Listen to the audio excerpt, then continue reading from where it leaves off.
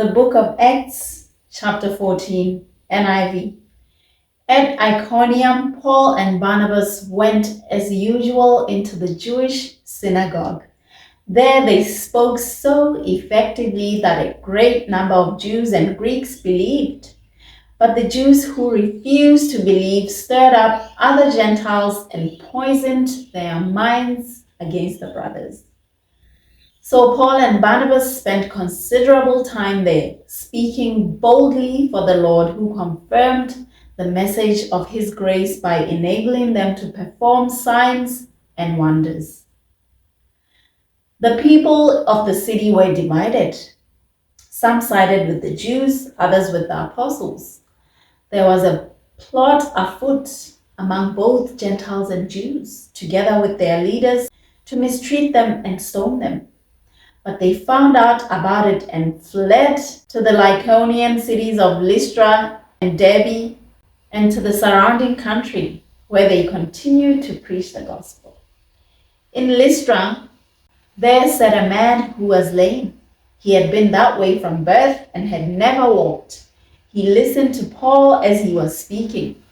Paul looked directly at him and saw that he had faith to be healed, and called out, "Stand up on your feet." At that, the man jumped up and began to walk. When the crowd saw what Paul had done, they shouted in the Lycaonian language, "The gods have come down to us in human form." Barnabas they called Zeus, and Paul they called Amidst, because he was the chief speaker. The priest of Zeus, whose temple was just outside the city, brought bulls and wreaths to the city gates because he and the crowd wanted to offer sacrifices to them. But when the apostles Barnabas and Paul heard of this, they tore their clothes and rushed out into the crowd shouting, "Friends, why are you doing this? We too are only human like you. We're bringing you good news, telling you to turn from these worthless things to the living God who made the heavens and the earth and the sea and everything in them. In the past, he let all nations go their own way. Yet, he has not left himself without testimony. He has shown kindness by giving you rain from heaven and crops in their seasons. He provides you with plenty of food and fills your hearts with joy." Even with these words, they had difficulty keeping the crowd from sacrificing to them. Then some Jews came from Antioch and Iconium and won the crowd over. They stoned Paul and dragged him outside the city, thinking he was dead. But after the disciples had gathered around him, he got up and went back into the city. The next day, he and Barnabas left for Derbe.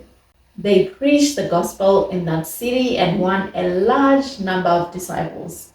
Then they returned to Lystra, Iconium, and Antioch, strengthening the disciples and encouraging them to remain true to the faith.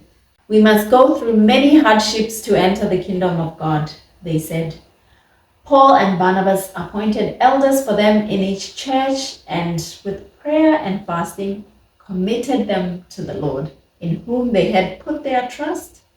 After going through Pisidia, they came into Pamphylia, and when they had preached the word in Perga, they went down to Attalia.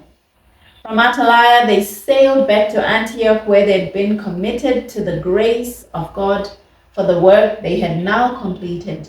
On arriving there, they gathered the church together and reported all that God had done through them and how he had opened a door of faith to the Gentiles. And they stayed there a long time with the disciples.